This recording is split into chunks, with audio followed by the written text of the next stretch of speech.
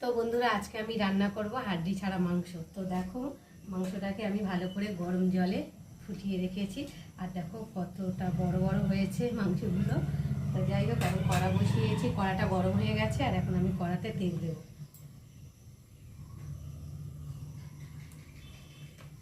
তেলটা গরম হয়ে গেছে, যেহেতু কড়াটা গরম হয়ে গেছে তার জন্যে আর দিয়ে দেবো তেজপাতা, দিয়ে দেবো গোটা জিরে। জিরে আর তেজপাতাটা একটু ভালো করে ভেজে দেবো। আবার ঠিক আছে, মনে হয় ফুলকপিতে তেল ছিল হয়তো। আর হাড্ডি ছাড়া মাংসের সাথে আজকে রান্না করব এই যে পেঁপে আর আলু। তো দেখো ফোড়নটা ভাজা ভাজা হয়ে গেছে, তেজপাতা আর জিরেটা। আর এখন আমি আলু আর পেঁপেগুলো দিয়ে ভালো করে ভেজে নেব।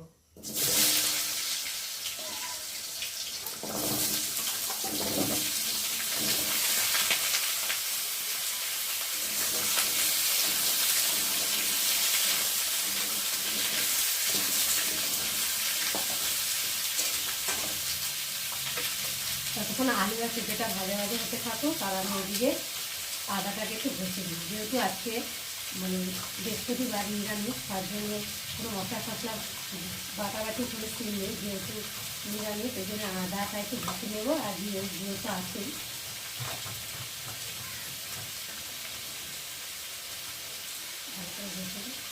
শুধু আদা ভাবলাম যে আর বাড়বো না, ঘষেই নিয়েছি। শুধু আদার জন্য আবার সিল পাবো, এটা মশলা করবো।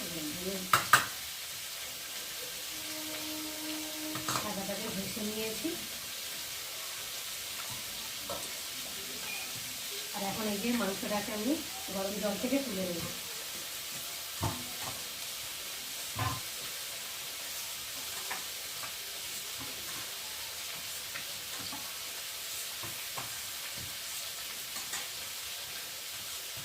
যেহেতু আমি সয়াবিনটা ভিজে করবো না, সে ভিজে করলে তো শক্ত শক্ত ভাব হয়ে যায় আর টেস্ট লাগে না, খেতে কেমন যেন একটা হয়। ওই জন্য আমি গরম জল করে ভিজিয়ে নিয়েছি। আর এখন আলু আর পেঁপেটা ভালো করে ভেজে নেবো, তার সাথে মশলাও দিয়ে দেবো। দিয়ে ভালো করে কষিয়ে নেবো। কষানোর পরে আমি সয়াবিনগুলোকে দিয়ে ওই আলু পেঁপের সাথে একসাথেই ভেজে নেবো।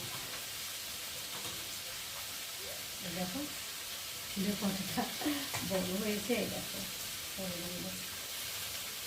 তো চলো আমি একটু নেড়ে দেবো।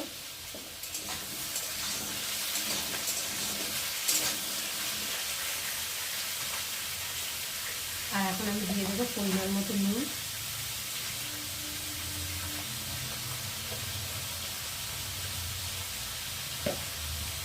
দিয়ে দেবো হলুদ গুঁড়ো,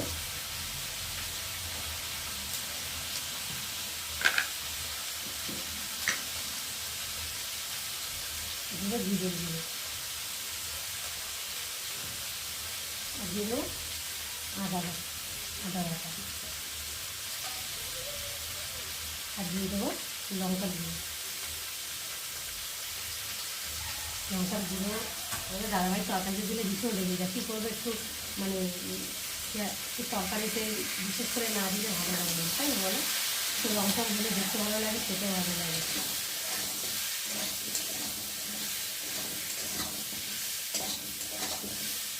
তো মশলা দিয়েছে একটু ভালো করে কষিয়ে নেব। আর রান্না করবো এই যে ভেন্ডি ভাজা।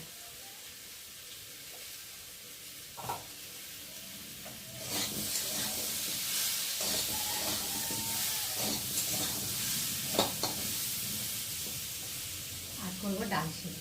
আজকে তেমন কিছু রান্না নেই, নিরামিষ রান্না।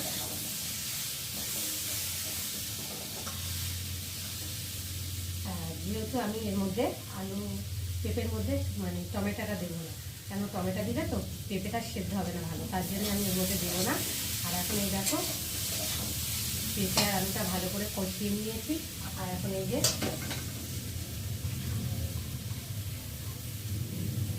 সয়াবিনটাকে মশলার সাথে কষিয়ে নিয়ে যাচ্ছে।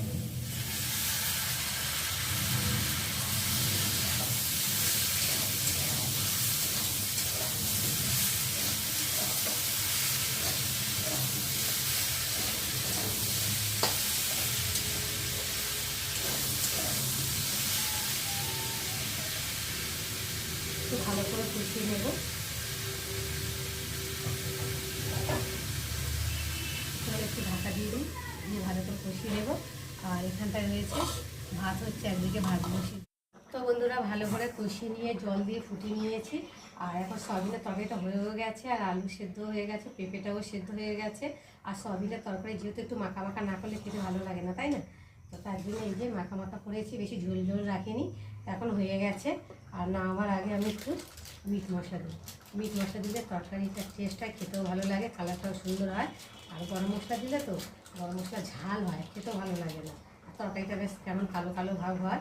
আর এই মিট মশলাটা দিলে একটু দেখতেও ভালো লাগে, খেতেও টেস্ট লাগে। বিশেষ করে চিকেনেও মিট মশলা দিয়ে নামাবার আগে একটু মিট মশলা দিলে কালারটাও ভালো লাগে। গরম মশলা দিলে কালো হয়, এই জন্য আমি গরম মশলা দিলাম না, মিট মশলাটা দিলাম। আর এখন একটু স্বাদ মতো চিনি দেবো। চিনি দিলে টেস্ট হয়, খেতে ভালো লাগে। যেহেতু একটু চিনি দিয়েছি, আর একটু আমি ভালো করে নিয়ে নেব। তো বন্ধুরা আজকে আমার হাড্ডি ছাড়া মাংস রেসিপি কেমন লাগলো তোমরা কিন্তু অবশ্যই কমেন্ট করবে। আর ভালো লাগলে লাইক কমেন্ট শেয়ার করো।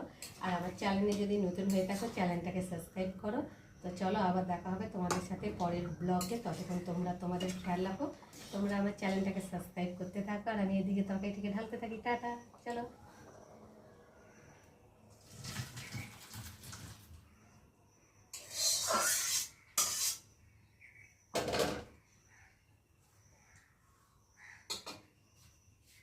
তো দেখো রেডি তরকারি।